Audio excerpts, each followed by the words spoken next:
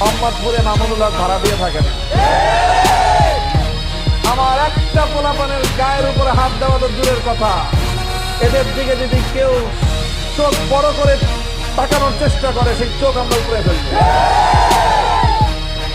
সবচেয়ে বড় জন যে থাকে বাংলাদেশে তার সাথে টক্কর দিয়ে মোহাম্মদপুরে মানুষ মামুনুল্লাহ রাজনীতি করতে না। চুনোপুটি কারোর সাথে মামুনুল্লাহ টক্কর লাগে, টক্কর লাগছে তো লাগছে বাংলাদেশের নাম্বার 1% সাথে। 3 বছর টক্কর করছে মামুনুল সাথে। মামুনুল হকের সাথে টক্কর লাগার পরে এখন মামুনুল হক মোহাম্মদপুরে আসে, বাংলাদেশে আসে, যে টক্কর দিছিল সে নাই। কাজেই মনে রেখো, অন্য কেউ যদি টক্কর দেওয়ার চিন্তা করো আগে 10 বার ভাববা।